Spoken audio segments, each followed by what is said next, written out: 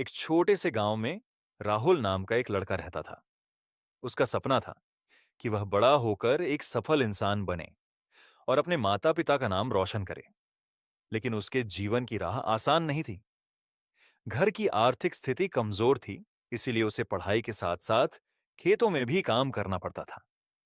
गांव से स्कूल की दूरी 5 किलोमीटर थी।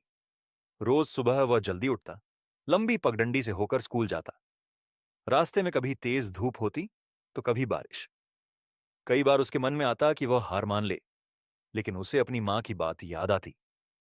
मेहनत की राह कभी बेकार नहीं जाती। एक दिन स्कूल में प्रतियोगिता हुई। राहुल ने पूरी लगन से भाग लिया और प्रथम स्थान प्राप्त किया। उसके शिक्षक ने उसकी मेहनत की सराहना की और आगे की पढ़ाई के लिए मदद का आश्वासन दिया। धीरे धीरे राहुल की मेहनत रंग लाई। उसने पढ़ाई पूरी की और एक अच्छी नौकरी पाई। उसने समझ लिया कि कठिन राह ही। एक छोटे से गांव में राहुल नाम का एक लड़का रहता था। उसका सपना था कि वह बड़ा होकर एक सफल इंसान बने और अपने माता पिता का नाम रोशन करे।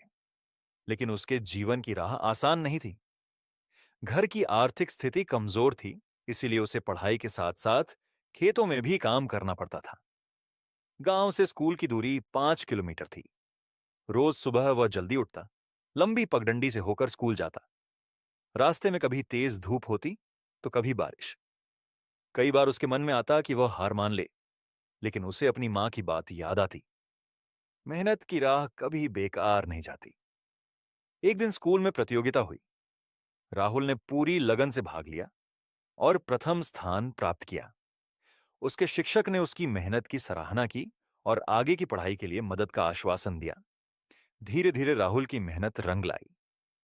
उसने पढ़ाई पूरी की और एक अच्छी नौकरी पाई। उसने समझ लिया कि कठिन राह ही